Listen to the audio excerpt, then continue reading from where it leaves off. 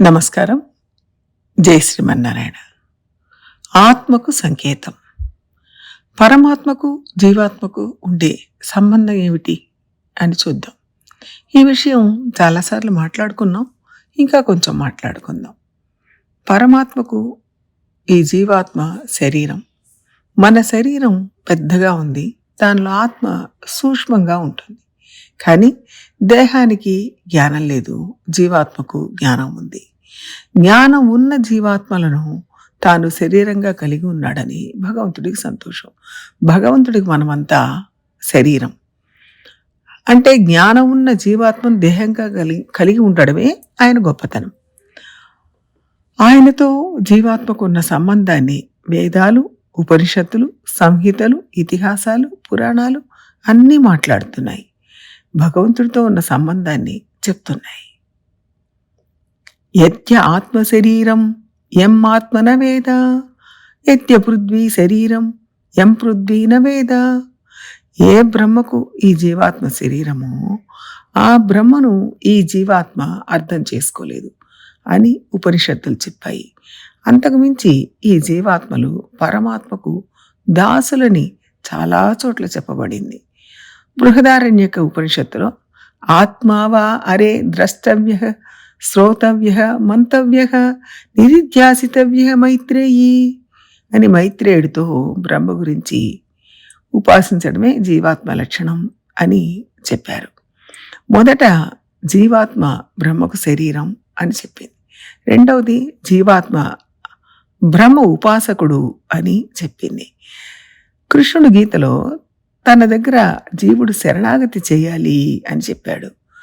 త్వమేవ శరణం గచ్చ సర్వభావేన భారత, నన్నే నువ్వు శరణాగతి చేయాలి అని కృష్ణుడు చెప్పాడు.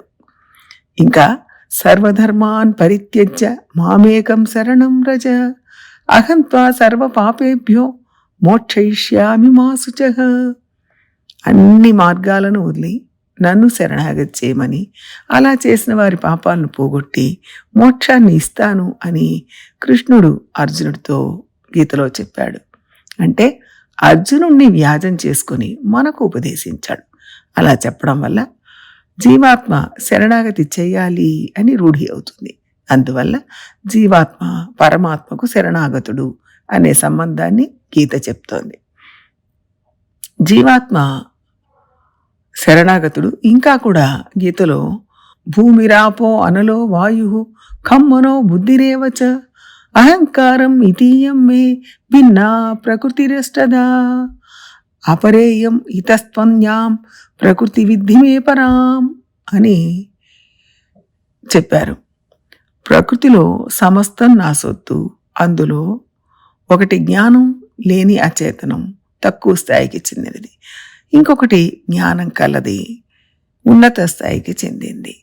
ఆకాశం, గాలి, నిప్పు, నీరు, భూమి ఇవన్నీ తక్కువ స్థాయికి చెందిన జ్ఞానం లేని అచేతనం. జ్ఞానం గల జీవాత్మ ఉన్నత స్థాయికి చెందినది. నా ప్రకృతి పరాప్రకృతి, అపరాప్రకృతి అని రెండు రకాలు. అందులో ఉన్నతమైనది జీవాత్మ అని చెప్పడం వలన తాను స్వామి, జీవాత్మ తన సొత్తు అని చెప్పుకున్నాడు.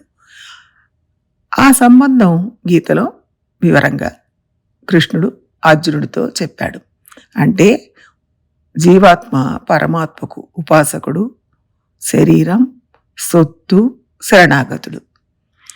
శరణాగతులకు భగవంతుడికి ఉండే ఇంకొక సంబంధం కూడా చెప్పుకుందాం. సమస్త జీవాత్మలు పరబ్రహ్మానికి దాసులు. అందులో నేను కూడా ఒకటిది, మీ శ్రీపాదాన్ని పట్టుకుంటాను అని అహిర్బుద్ధి సంహితలో దాసభూతాః స్వతః సర్వే హ్యాత్మాన పరమాత్మనః అతః అహమపి తే దాసః అని చెప్పడం జరిగింది. ప్రకృతిలో సమస్త జీవాత్మలు స్వతసిద్ధంగా నీకు దాసులే, అందువలన నేను కూడా నీ దాసుడిని.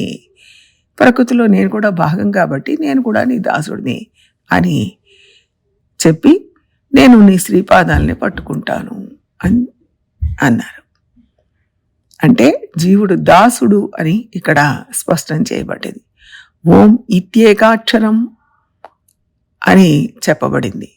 ఓం యొక్క తాత్పర్యం తెలిసి జీవాత్మ ఓమని చెప్పుకుంటూ పరమాత్మ శ్రీపాదాల దగ్గర తనను సమర్పించాలి. ఈ జీవాత్మ ఆయన సొత్తు కాబట్టి ఆయనకు సమర్పించాలి. అంటే మనం పరబ్రహ్మం దగ్గర ధ్యానం చేసేటప్పుడు ఓమని చెప్పుకుంటూ మనల్ని ఆయన శ్రీపాదాల దగ్గర సమర్పించాలి. ఇలా అనేక రకాలైన సంబంధాలు పరమాత్మకు జీవాత్మకు ఉన్నాయి.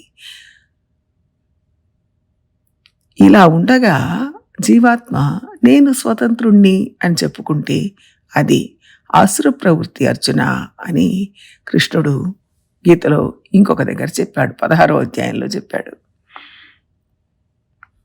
నేను స్వతంత్రుణ్ణి అని ఎవరు చెప్పుకుంటారో వాళ్ళు ఆసుర గుణం ఉన్నవాళ్ళు. ఈశ్వరోహమహం భోగి అని నేను చెప్పిన అన్ని రకాల సంబంధాలు మర్చిపోయి నేనే స్వతంత్రుణ్ణి, నేను స్వామిని అని జీవాత్మ అహంకారంతో చెప్తున్నాడు. కానీ అది నిజం కాదు అని కృష్ణుడు చెప్పాడు. ఇన్ని రకాల సంబంధాలు భగవంతుడితో మనకున్నాయని వేదాలు, ఉపనిషత్తులు, సంహితలు, భగవద్గీత, ఇతిహాసాలు చెప్తున్నాయి. రామాయణంలో హనుమ దాసోహం కోసలేంద్రస్య అని నేను రాముడికి దాసుడిని అని చెప్పుకున్నాడు. ఇవన్నీ మనం గుర్తుపెట్టుకోవాలి. జీవాత్మ పరమాత్మకు శరీరం, ఉపాసకుడు, దాసుడు, శరణాగతుడు, సొత్తు అని పలు రకాలుగా సంబంధం ఉందని మనం తెలుసుకోవాలి. అందుకే జీవాత్మ శేషత్వం గలవాడు, పరమాత్మ శేషి అని మన ఆచార్యులు చెప్పారు. ఈ సంబంధం మనకు అర్థం అయిన కొద్దీ మన భయం తొలగిపోతుంది. మనం చాలా పెద్దవాడైన పరమాత్మకు సంబంధించిన వాళ్ళం అన్న ధైర్యం వస్తుంది. జై శ్రీమన్నారాయణ.